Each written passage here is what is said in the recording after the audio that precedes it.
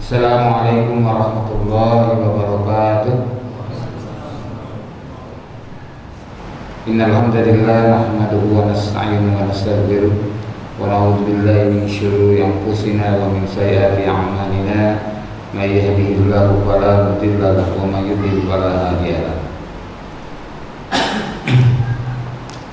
Asyhadu an la ilaha illallah wahdahu la syarika lahu wa asyhadu anna Muhammadan abduhu wa rasuluh. Wassalatu wassalamu ala Rasulillah wa ala alihi wa ashabihi wa mawala. A'udzu billahi minasyaitonir rajim. Ya ayyuhalladzina amanu taqullaha haqqa tuqatih wa la tamutunna illa wa antum muslimun. Amma ba'd. Fa inna asdaqal hadits kitabullah wa khairul hadi hadi Muhammad sallallahu alaihi wasallam wa syarrul umuri muhdatsatuhah. Masyaallah kana ma lam yasha'an yakunna haula wa la quwwata illa billah. Hariwan jamaah sholat maghrib Masjid Al-Hidayah ini dengan Allah SWT. Ini kerasnya, perasaan masjid agak meluas ya. Ada undangan? Ya, agak meluas. Biasanya sampai sini-sini. Ada undangan? Ada undangan? Oh, pantesan. Tadi sholat maghrib juga enggak begitu banyak. Baik, pertama saya sampaikan berita duka ya. Inna lillahi wa inna ilaihi raji'un. Telah meninggal dunia Ustadz Insinyur Nur Ikhwan Abadi, yang beliau adalah ketua presidium Aqsa Working Group. Mungkin pernah dengar kalau kita browsing di internet, klik aja misalkan AWG atau Aqsa Working Group. Nah, kemudian akan muncul nanti nama Insinyur Nur Ikhwan Abadi. Nur Ikhwan Abadi ini lahir di Lampung, dibesarkan di Lampung juga, dan dari kecil sampai beliau dewasa memang dapat pendidikan di pesantren Al-Fatah. Kemudian pernah ditahan oleh Zionis Israel ketika Mapi Marmara, ya, bahwa para orang yang peduli kepada Palestina khususnya, termasuk kepada Gaza khususnya, itu mereka mau melakukan pengiriman sumbangan itu dari seluruh dunia, ya, berangkat dari Turki dengan kapalnya Mapi Marmara. Mapi Marmara itu silakan juga para bisa browsing di internet Mapi Marmara. Nah, beliau termasuk yang ditangkap oleh Israel, ya, ketika Zionis mengepungnya sampai helikopter di atas kepalanya. Kemudian semua beberapa orang ditangkapin dan beliau sempat ditahan, bahkan ditelanjangin sama orang Israel. Qadarullah, beliau selamat, artinya tidak sampai syahid di situ, dan berkali-kali juga bolak-balik ke Gaza. Beliau adalah staf ahli atau tenaga ahli yang mendirikan rumah sakit Indonesia di Gaza. Ya, jadi beliaulah sebagai tenaga ahlinya, insinyurnya, dan kemudian para tukangnya itu adalah 100% yang dari Indonesia, itu dari pesantren Al-Fatah, dari jamaah muslimin.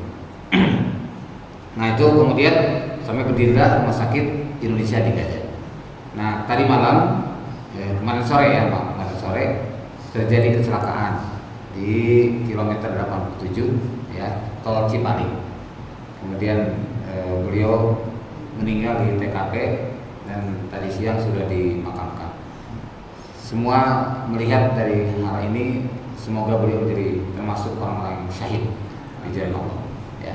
Karena kemudian yang menarik adalah beliau sudah pernah didoakan oleh Imam Muslimin Muhyiddin Hamidi ketika umroh di Marwah. Marwah itu tempat sa'i, ya, dari Sofa ke Marwah kan. Nabi Muhammad itu sempat dibisikin sambil dipeluk, ingin doakan kamu syahid di jalan.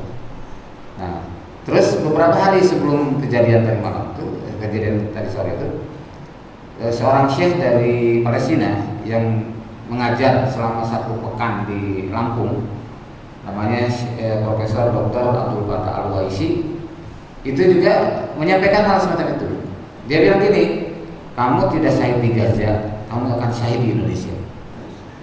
Masya Allah, ya. Jadi hanya hitungan hari gitu. Ternyata Allah panggil Beliau kemarin kecelakaan dan meninggal di TKP. Semoga Allah betul-betul mencatat sebagai syahid di jalan. Baik, Pak Iwan, saya sudah konfirmasi dengan Pak Mizan. Sebenarnya kita kan membahas setiap bulan Sirah Nabawiyah. Nah, supaya tidak terjadi kejenuhan, maka sekarang selingan dulu khusus kajian tentang kepemimpinan muslimin menurut Ahlussunnah. Nah, ini juga terkait dengan pembahasan tempo pada bulan lalu. Saya sempat menyinggung tentang Syiah. Nah, di sini pun nanti kita akan bahas sedikit tentang bagaimana kepemimpinan menurut Syiah. Ya. Perbedaannya di mana nanti? Baik, mari kita awali dengan baca doa menutup ilmu. Bismillahirrahmanirrahim. Rabbi zidni ilma, Allahumma anfa'ni bima 'allamtani wa 'allimni ma yanfa'uni warzuqni ilman yanfa'uni. Amin. Baik. Nih, problematika kaum muslimin. Figur kepemimpinan muslimin tidaklah menjadi standar keteladanan, yaitu kepada Rasulullah SAW dan Khulafaur Rasyidin al-Mahdiyyin. Ini kita sepakati, ya. Tidak ada berbeda pendapat para ulama terhadap hadis "Fa'alaikum bisunnati wa sunnatil khulafa'ir rasyidin al-mahdiyyin." Wajib bagi kalian mengikuti sunnahku dan sunnah Khulafaur Rasyidin al-Mahdiyyin. Nah, kemudian sekalipun tidak mungkin sama persis, ya, kita meniru mereka, tapi selalu berusaha untuk meneladaninya. Atas dasar hal tersebut, salah seorang tokoh masyumi, ya, Majelis Syuro Muslimin Indonesia dulu, ya, mungkin yang belajar sejarah tahu, Dr. Syawali Al-Fatah, beliau dimaksumi sebagai ketua dua muda di pengurus besar Masyumi. Nah, beliau menyampaikan 3 pertanyaan untuk renungan kita bersama. Pertama, mengapa kaum muslimin senantiasa gagal dalam memperjuangkan Islam? Ini jadi bahan evaluasi. Kenapa gagal? Setelah runtuhnya Turki Utsmani tahun 1924, umat Islam berusaha mengembalikan kejayaan kaum muslimin, tapi senantiasa menemukan kegagalan. Nah, kenapa? Yang kedua, mungkinkah Islam dapat ditegakkan dengan cara di luar Islam? Jadi mau menerapkan Islam, tapi menggunakan pola Barat, pola Timur, atau pola-pola yang di luar Islam, misalnya. Yang ketiga, mustahil dalam Islam tidak ada sistem untuk memperjuangkan Islam. Nah, ini 3 pertanyaan yang saya sampaikan. Nah, demikian pula Syekh Amir Saqib Al-Seran di Mesir itu saat menjawab pertanyaan Syekh Basuni Imron, ulama kerajaan Islam Sambas atau Borneo. Ya, kalau sekarang Borneo kan dulu Borneo, sekarang Kalimantan. Nah, Syekh Basuni Imron itu mengirim surat kepada Syekh Amir Saqib Al-Seran di Mesir. Dalam surat itu pertanyaannya begini: limadza ta'akhkharul muslimun wa limadza taqaddama ghairuhum? Kenapa kaum muslimin mundur sedangkan kaum yang lain maju? Lalu saya ambil Saqib Al-Seran itu pada tahun 1938-39, dia memberikan jawaban terhadap pertanyaan itu. Ada 8 jawaban sebenarnya yang diberikan oleh beliau, tapi intinya adalah 2. Nah, ini intinya 2. Pertama, karena muslimin tidak berpegang teguh kepada Al-Quran dan Sunnah. 1. Kemudian yang kedua, karena muslimin tidak bersatu, padahal Allah dan Rasulnya memerintahkan untuk bersatu. Nah, ini sesuai dengan ayat kan, wa'tasimu bihablillahi jami'an wa la tafarraqu. Berpegang teguhlah kamu kepada tali Allah seraya berjamaah, seraya bersatu. Syekh Amir Saqib Al-Seran menjawab pertanyaan Syekh Basuni Imron, dan itu dimuat dalam satu buku judulnya Limadza ta'akhkharul muslimun wa limadza taqaddama ghairuhum. Sehingga saya punya terjemahnya di rumah, ya. Yang aslinya saya belum dapat. Saya dapat terjemahnya, judulnya Mengapa kaum muslimin mundur dan kaum yang lain maju. Nah, kemudian secara umum bisa disimpulkan, umat Islam mundur karena meninggalkan ajarannya. Umat lain maju juga karena meninggalkan ajarannya. Ironis sekali, umat Islam mundur meninggalkan ajarannya, umat lain selain Muslim menjadi maju dengan meninggalkan ajaran mereka. Jadi artinya meninggalkan ajaran mereka, mengambil ajaran Islam, menjadi maju. Umat Islam meninggalkan ajaran Islam, mengambil ajaran mereka, jadi mundur. Karena memang sumber kejayaan dan kemenangan itu adalah syariat Islam. Nah, kemudian Allah SWT berfirman begini, A'udzubillahi minasyaitonir rajim. Walladzina kafaru ba'dhum awliya'u ba'd.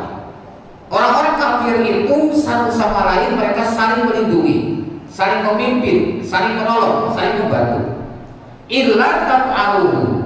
Nah, di sini sebenarnya ada isim syaratnya il, tapi digabungkan dengan kata illa ke illa maksudnya. Illa taf'aluhu, jika kalian tidak melakukannya, artinya tidak saling membantu, tidak saling memimpin, tidak saling melindungi, tidak bersatu dalam Islam, takun fitnatun fil ardi wa fasadun kabir. Ini jawabnya. Jadi syaratnya tadi jawabnya adalah kamu akan terjadi fitnah di muka bumi dan kerusakan yang besar. Jadi kalau umat Islam tidak saling membantu, tidak saling menolong, tidak bersatu, tidak terpimpin, maka umat Islam akan terjadi fitnah di muka bumi dan kerusakan yang besar. Ya, akan jadi fitnah. Terjadi fitnah kepada umat Islam di muka bumi, banyak sekali bencana akibat umat Islam tidak bersatu. Masya Allah. Kemudian kita lihat hakikat kepemimpinan dalam Islam. Ini adalah sosok pimpinan Islam itu seperti apa? Pertama adalah dia pilihan Allah. Dan dalam Islam kepemimpinan itu adalah merupakan pilihan Allah. Sesuai dengan ayat Qulillahumma malikal mulki tu'til mulka man tasya wa tanzilul mulka mimman tasya. Allah yang memiliki kerajaan, semua kerajaan milik Allah. Allah itu raja di raja, ya, maharaja. Allah memberikan pada siapa yang Allah kehendaki, Allah mencabut dari siapa yang Dia kehendaki. Sekalipun kita bersusah payah untuk mewujudkan satu kepemimpinan, tapi Allah tidak kehendaki, tidak akan terjadi.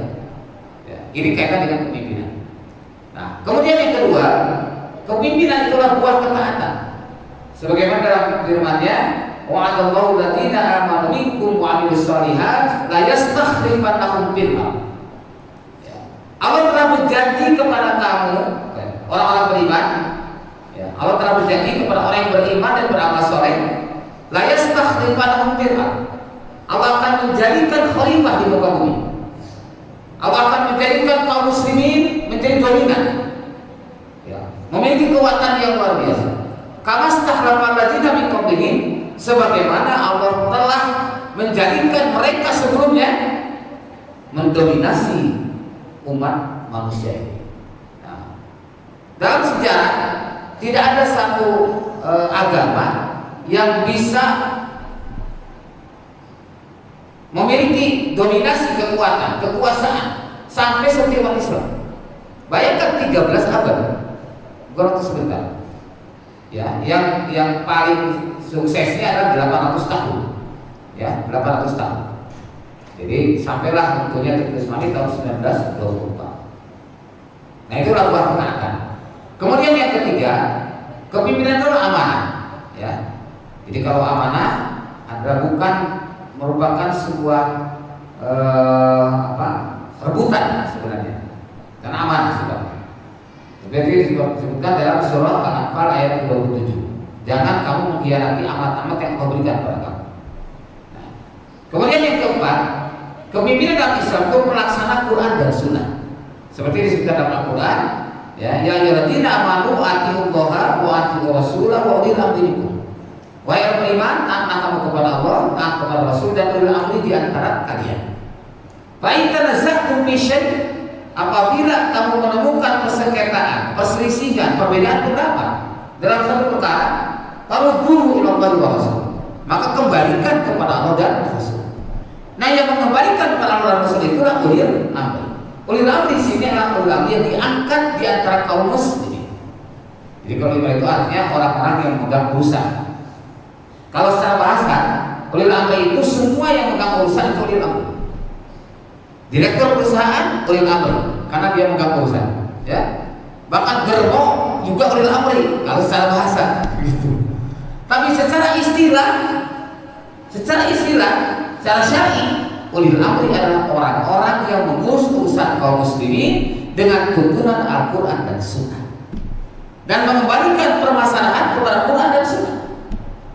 Maka dalam surah Al-Imran ayat 118, Allah melarang kita menjadikan pimpinan, menjadikan kepercayaan pada orang-orang yang tidak taat kepada Allah dan Rasul. Bahkan dijelaskan dalam ayat tersebut, jangan kamu menjadikan kepercayaan kepada orang-orang di luar mukmin.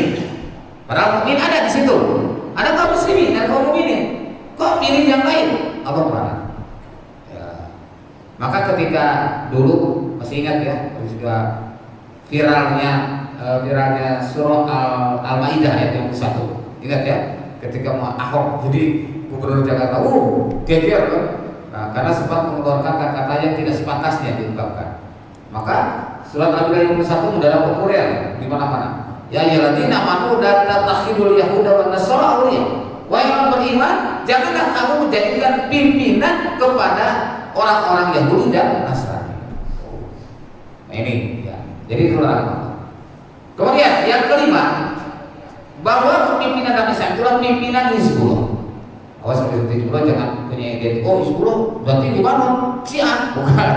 Hizbullah itu di ayat Al-Quran. Wa may yatawalla Allah wa rasulahu walladzina amanu fa inna hizballahi humul ghalibun. Siapa yang menjadikan Allah menjadi pimpinan, Rasulnya menjadi pimpinan, dan orang-orang beriman menjadi pimpinan.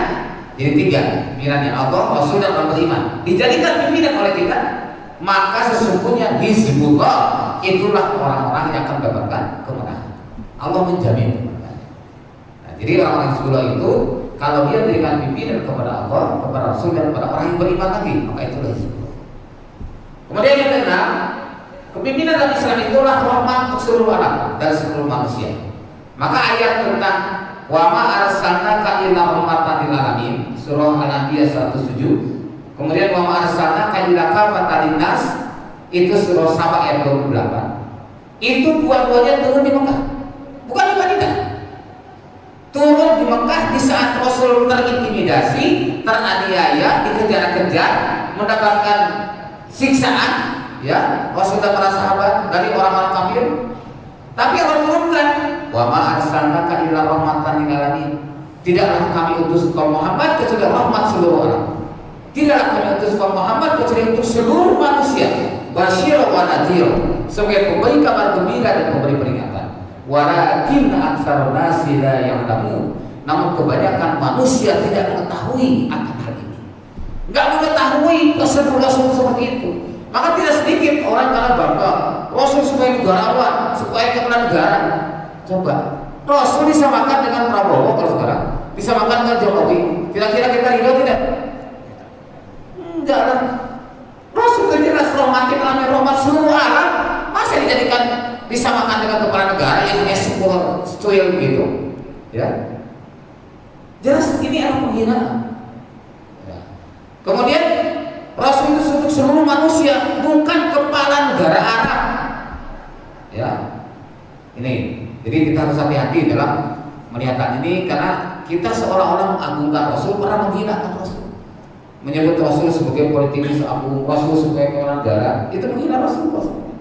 Tidak disadarinya. Nah, baik. Kemudian tidak ada ambisi kepemimpinan. Tuh, dalam Islam tidak ada ambisi. Bahkan suatu ketika Abu Dzar Al-Ghifari, ya, sahabat Abu Dzar Al-Ghifari bilang kepada Rasulullah, ya Rasulullah, angkatlah aku jadi amir di satu daerah, menjadi pemimpin di satu daerah. Apa kata Rasulullah SAW? Innaka dhaifun, sesungguhnya kau, apa ya Abu Dzar, adalah orang yang lemah. Jadi orang yang ambisi untuk jadi pemimpin disebut orang yang lemah.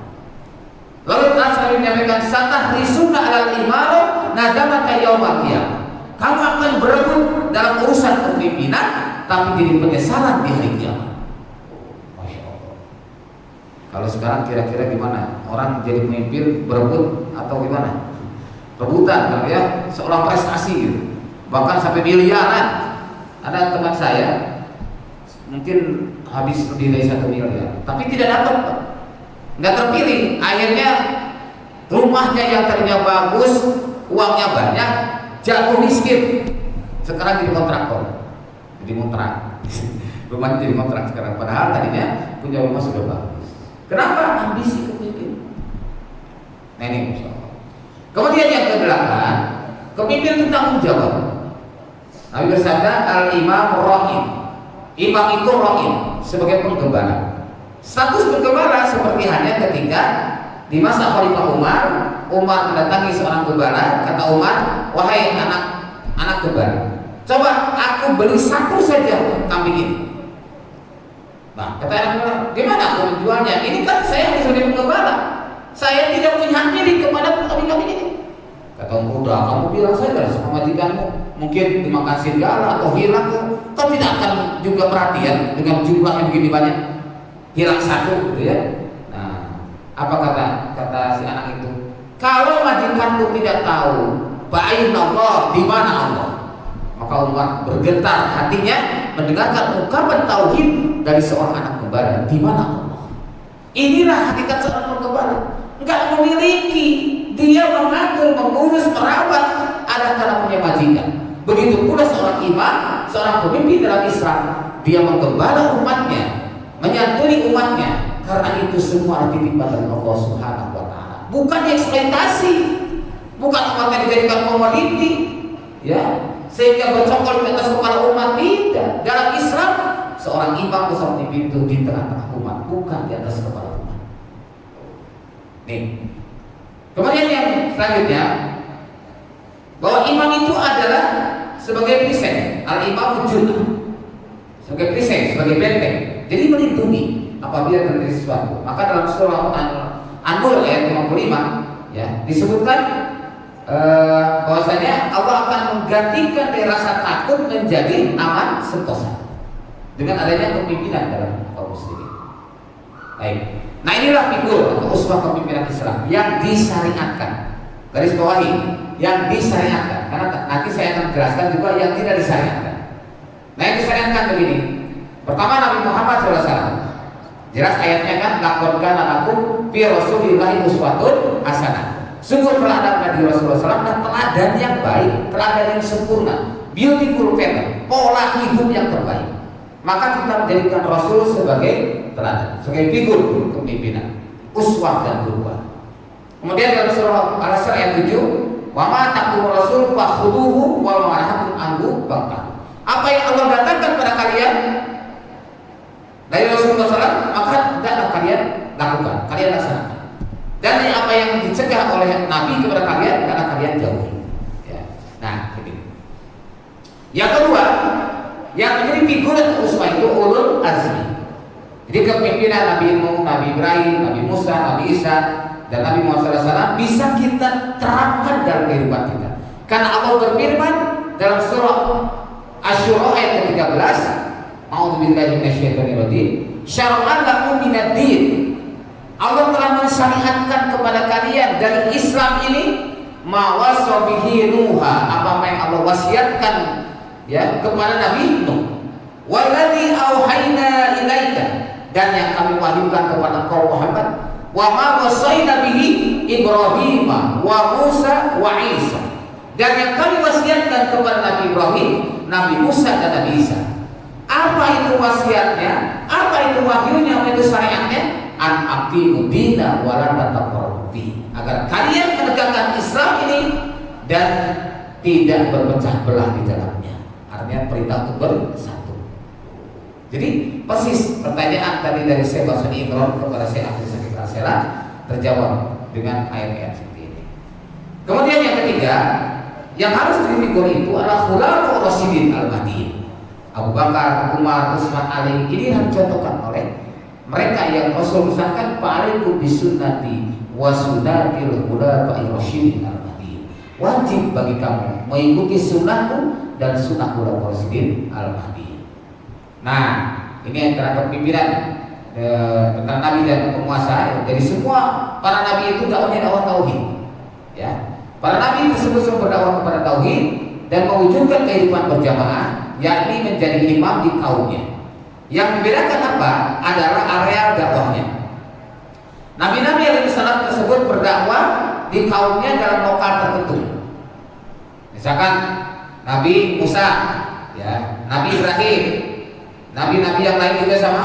Tetapi yang mendapat gelar rahmatan lil alamin dan seluruh alam hanya Nabi Muhammad sallallahu alaihi wasallam. Ini bedanya.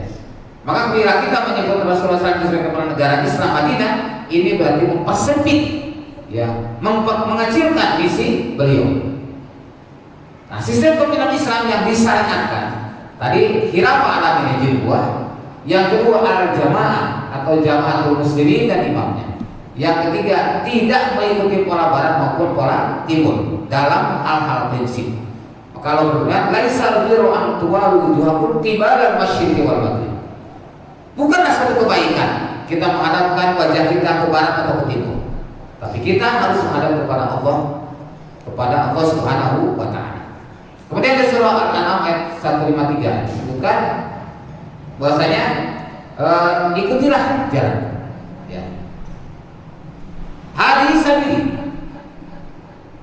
Kemudian buat tetap subula, janganlah kamu mengikuti jalan lain. Ya. Jadi Allah SWT menyebutkan supaya kita mengikuti jalan siratal mustaqim, yaitu jalan Islam, dan tidak mengikuti jalan-jalan lain. Kalau mengikuti jalan lain terancam oleh Allah dalam surah An-Nisa 115. Wa ma yushaqiqir rasula min ba'di ma tabayyana lahul huda. Siapa yang durhaka kepada Rasul min ba'di ma tabayyana lahul huda, setelah jelas kepada mereka petunjuk dari Al-Qur'an, wa yattabi ghayra sabilil mu'minin, ia malah mengikuti jalan selain jalan mukminin. Mana jalan mukmin itu? Minan nabiyina wasiddiqina wasyuhada'i wassalihin, itu jalan mukmin. Kalau kita mengambil jalan lain selain itu, maka Allah berfirman, nuwalihi ma tawalla wa nuslihi jahannam. Kami akan memalingkan dia pada perhatian dia akan memasukkan ke dalam jahannam. Wa sa'at masir, itulah seburuk-buruk tempat kembali ke tempat berkumpulnya orang-orang yang menentang atau menyalahi Allah dan Rasul.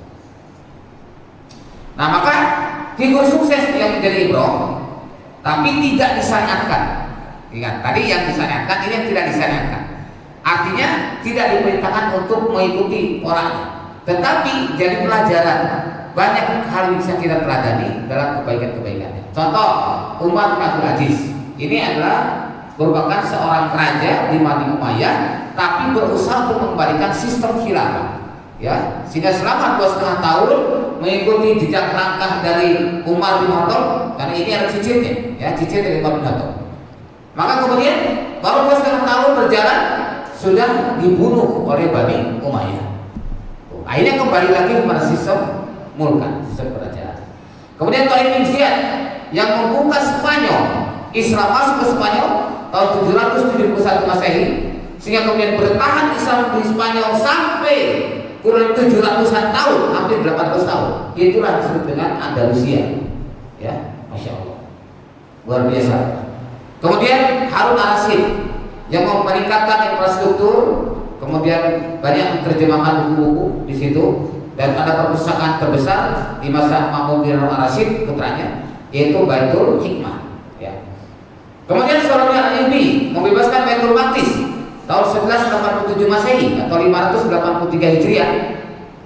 Itu juga bisa kita lihat apa dasarnya sehingga ia bisa membebaskan Baitul Maqdis. Sekarang kita punya tanggung jawab kan?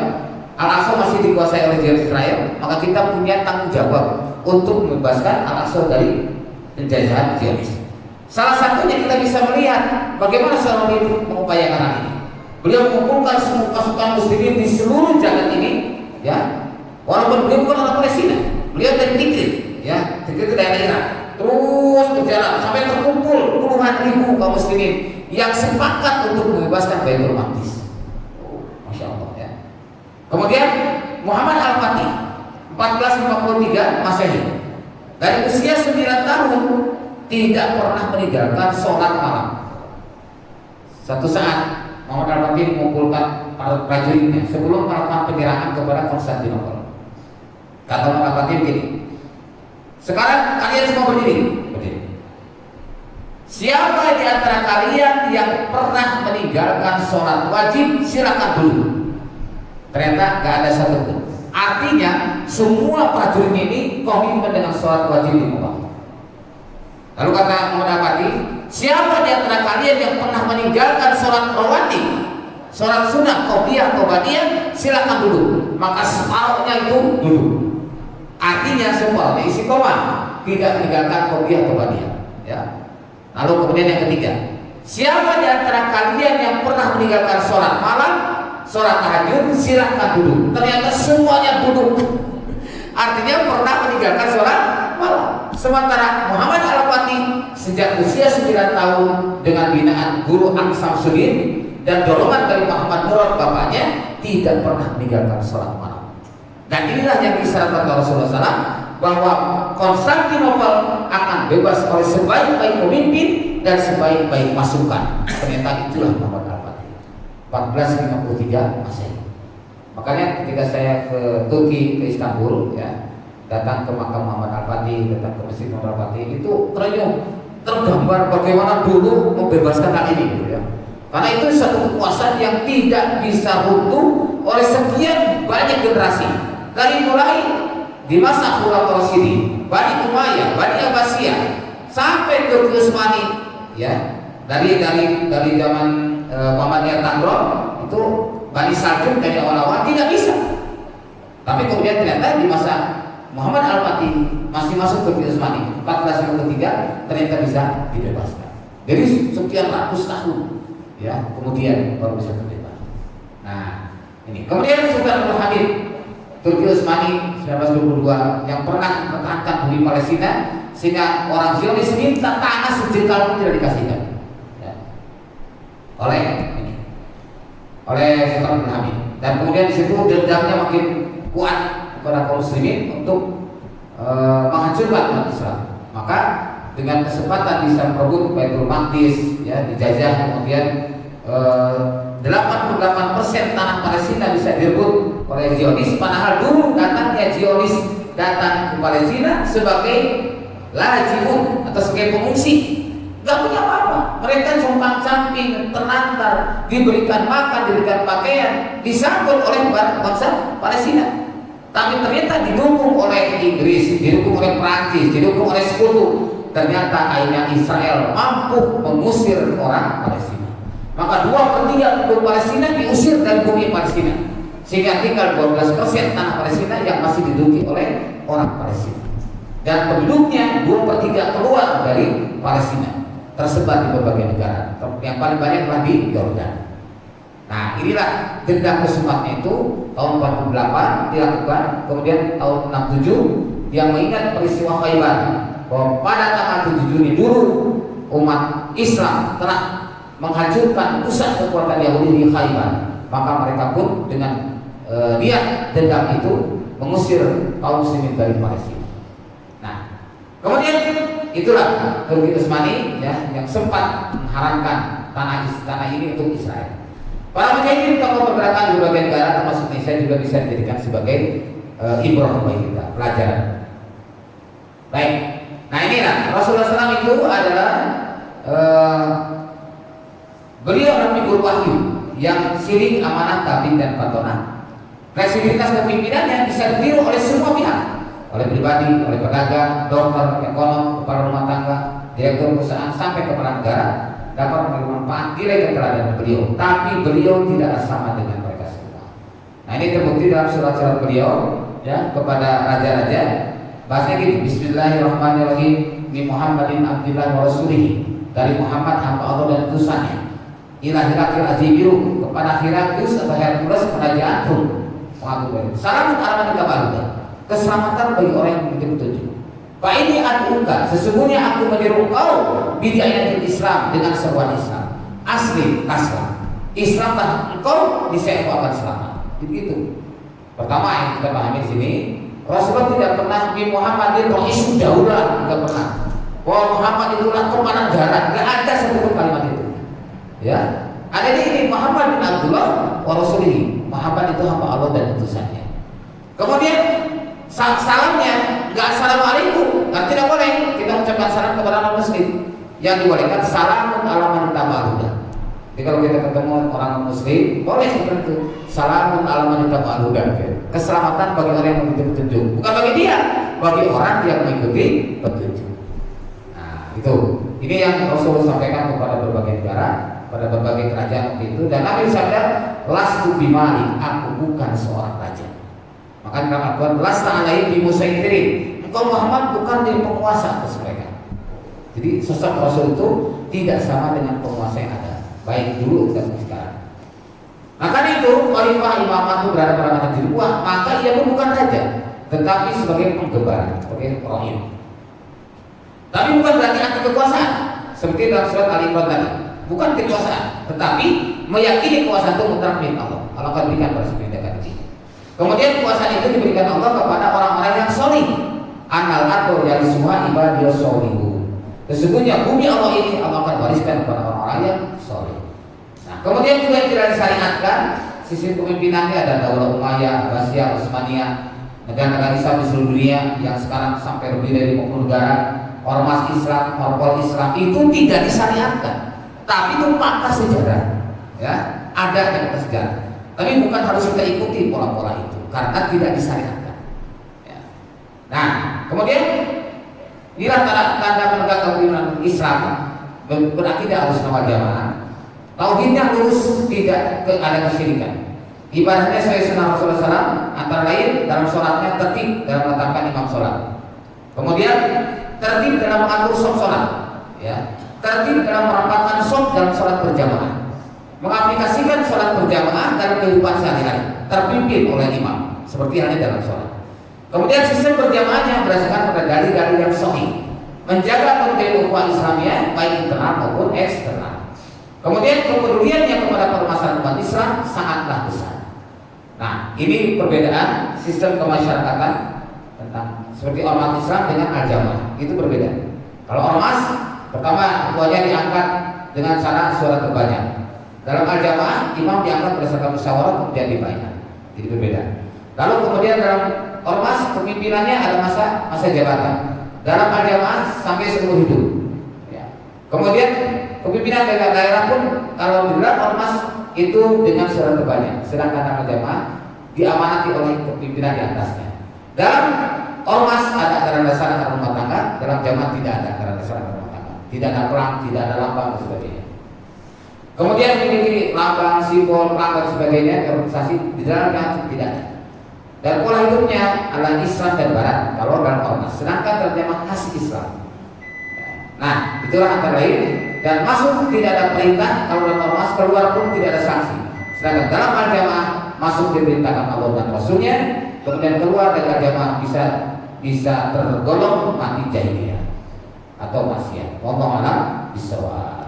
Baik, itu dulu ya. Kita nanti akan lihat bagaimana perbandingannya dengan Ahlus Sunnah dan Syiah. Silakan kepada muadzin, mungkin mau adzan dulu.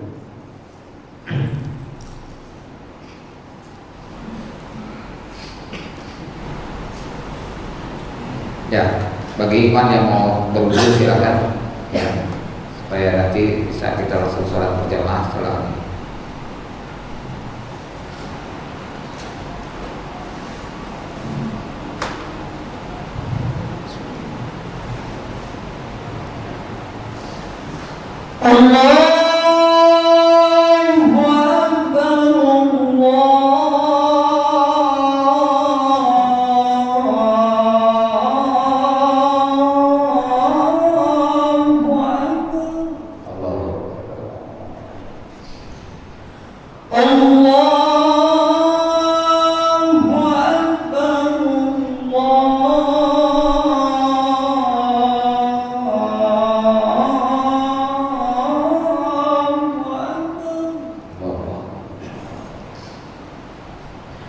أشهد أن لا إله إلا الله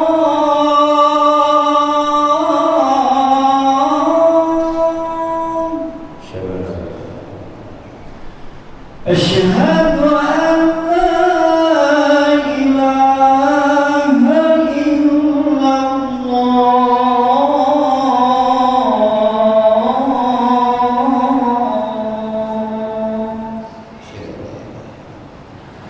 أشهد أن محمدا رسول الله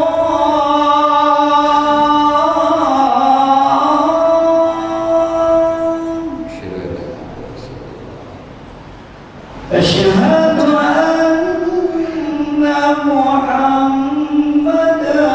رسول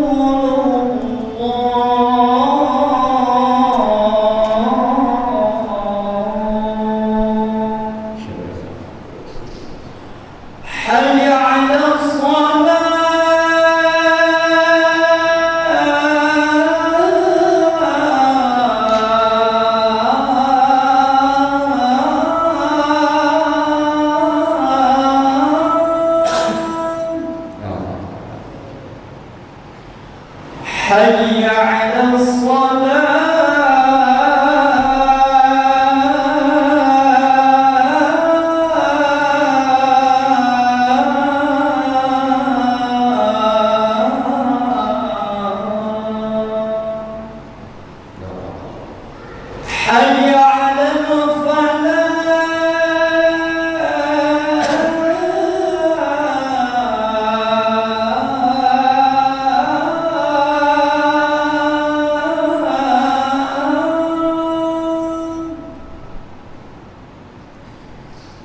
حي على الفلاح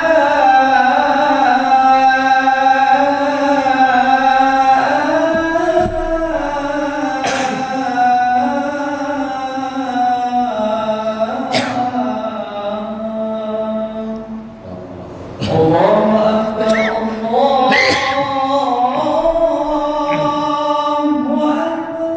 أكبر لا إله إلا الله.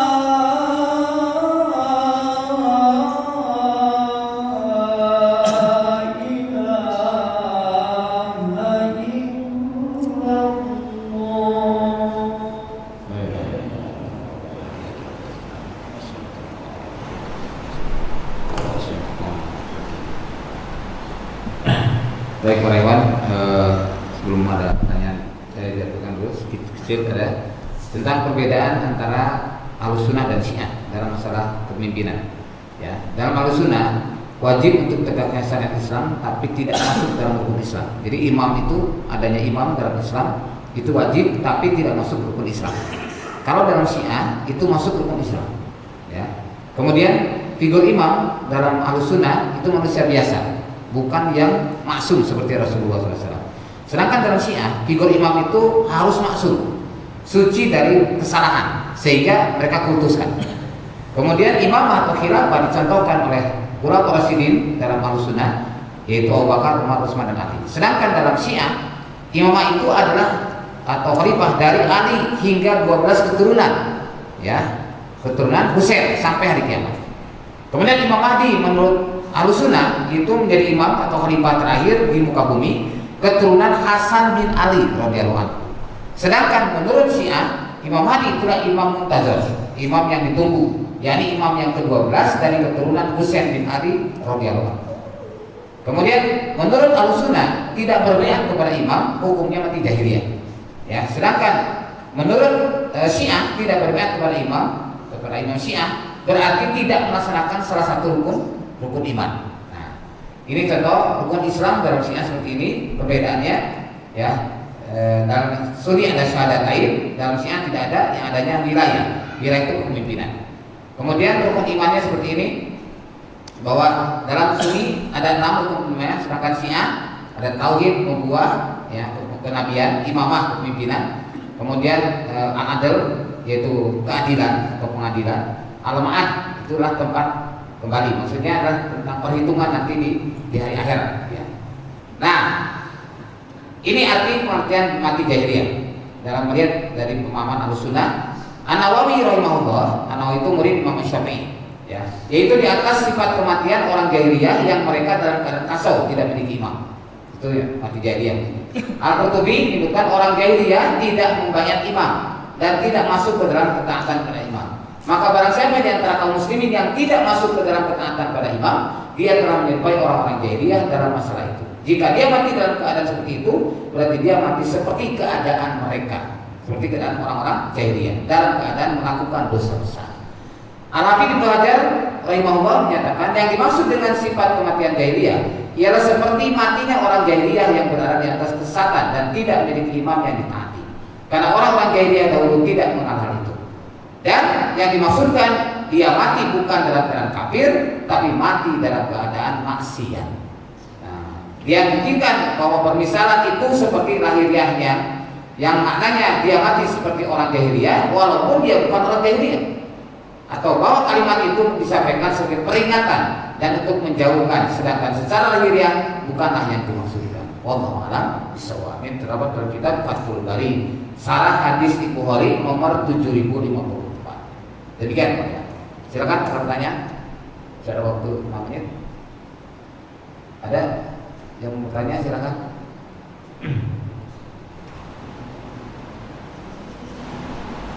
Ya itulah tentang kepimpinan menurut Ahlussunnah, ya. Jadi berbeda dengan pandangan orang-orang Syiah.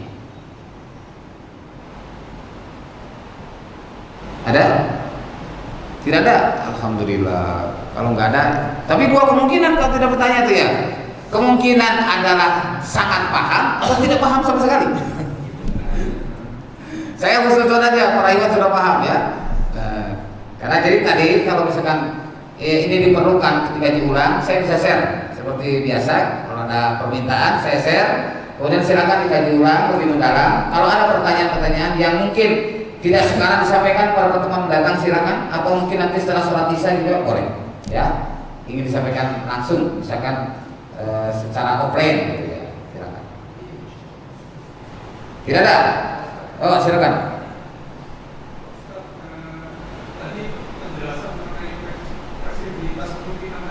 Ya. Oh, fleksibilitas kepemimpinan ya. Kenapa, Pak?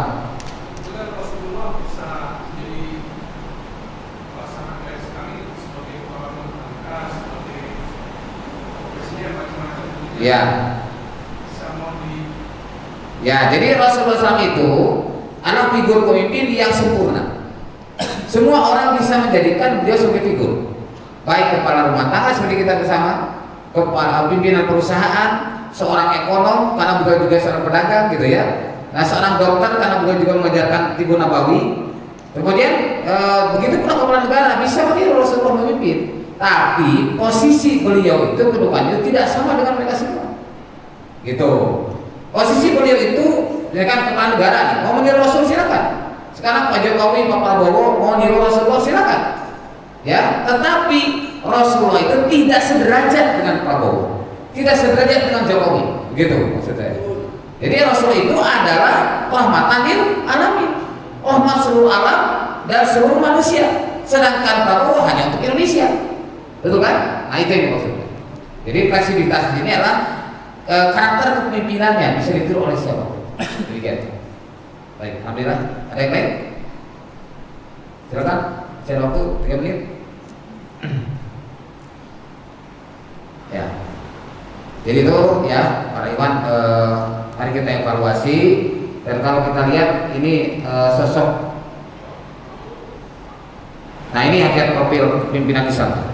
Mereka tidak ada keraguan sedikit pun dalam mengimani Allah dan Rasul, bersih dari mulai syirik sekecil apapun, memegang teguh Quran dan Sunnah, puncak kecintaannya kepada Allah, Rasul dan jihad fisabilillah, mengutamakan akhirat daripada dunia, bersenantiasa berpijak pada manhajul quwwah atau sabilul mu'minin tadi, senantiasa sentral dan tertib serta taat komando ulil amri, para ulil amri selama hak, termasuk masalah izin. Mohon maaf, para ikhwan bisa buka nanti di rumah surat An-Nur ayat 62. Itu sampai disebutkan oleh Allah, innal ladzina yasta'dinunaka ulaika yu'minuna billahi wa rasulihi. Sesungguhnya Muhammad, orang yang minta izin kepada engkau, ada itulah orang yang beriman kepada Allah dan Rasulnya. Ya. Imam Ibnu Katsir dalam tafsirnya menyebutkan izin itu adalah dilakukan pertama dalam sholat. Jadi para sahabat itu kalau Rasul jadi imam, beliau mau pergi misalkan selesai sholat itu izin, nggak pergi begitu saja, izin. Begitu pula dalam acara seperti ini, mereka izin kalau meninggalkan. Termasuk dalam musyawarah, bahkan meninggalkan tempat, misalkan orang dari Firanusa Indah 3 ini mau silaturahim ke Cilengsi misalkan ya, meninggalkan area sini, itu izin kepada amirnya. Nah itu yang dicontohkan oleh Rasulullah dan para sahabat. Maka di penjelasan akhir Ibnu Katsir menyebutkan orang-orang yang menjalankan itu semua menunjukkan kesempurnaan iman mereka. Jadi orang yang tidak menjalankan izin, bukan kalimatnya di situ memang sesungguhnya orang yang minta izin kepada kaum Muhammad, mereka itulah orang yang beriman kepada Rasulnya. Ya, artinya tidak sempurna keimanannya kalau dia tidak minta izin. Sekarang saya tanya bapak-bapak, kalau bapak-bapak pergi misalkan mau ke Jogja, mau ke Surabaya, apakah izin nggak kepada PRT di sini? Enggak kan? Ya, kenapa? Karena sistemnya tidak berjalan. Kalau kami datang ke sini, kami izin kepada imam, kami izin kepada amir yang ada yang mengurus di situ. Itulah karena syariat terapkan. Jadi gitu Pak ya. Nah itu maksud dari kepemimpinan kaum muslimin. Nah memiliki sifat peduli yang tinggi, ihsan. Makanya ada kepedulian seperti kepada muslimin yang tertindas di Gaza ya. Kita berusaha dalam setiap bulan mengirimkan sumbangan, mengirim bahkan pekerjaan. Dalam membangun perusahaan Indonesia di Gaza itu pertama kali rombongan pertama 33 orang dikirim. Semuanya 100% dari pesantren Al-Fatah, dari Jawa Muslim, bukan dari yang lain. Dan tenaga ahlinya, para insinyurnya juga dari kami. Nah kemarin salah seorang insinyur meninggal. Dulu juga salah satu insinyur meninggal di Kalimantan Timur. Di dua orang insinyur yang dulunya amatir di Gaza, malah syahidnya di sini di Indonesia. itulah kepedulian kita, termasuk kepada rohingya, kepada ibu, ya itu memiliki kepedulian. Dan ini merupakan bagian daripada keimanan. Ya. Baik. Kemudian menghindari segala perkara yang sia-sia, subhat, takzir, dan terlebih yang haram. Tidak takut dicela, tidak lupa diri saat dipuji, sabar dan syukur menjadikan pakaian hidupnya, senantiasa istighfar, islah, itisab, istiqomah dan ikhlas, dan rindu pertemuan dengan wajah Allah. Jadi semua orang-orang yang melaksanakan syariat ini harus rindu pada pertemuan dengan wajah Allah. Wallahu a'lam bishawab. Demikian para ikhwan, pas waktunya, mudah-mudahan ada manfaatnya. Mohon maaf bila ada yang berkenan, dan mohon tidak disimpan di hati bila ada sesuatu yang mendadak. Ungkapkan saja. Sebab kalau para ikhwan punya pertanyaan nggak disampaikan, mohon maaf, bisa jadi nanti perlu sakit perut dari dia. Mudah-mudahan tidak demikian. Demikian, waalaikumsalam. Mari kita akhiri dengan pertemuan majelis. Subhanallahumma wa bihamdik, asyhadu an la ilaha illa anta, astaghfiruka wa atubu ilaik. Walhamdulillahirabbil alamin. Wassalamualaikum warahmatullahi wabarakatuh.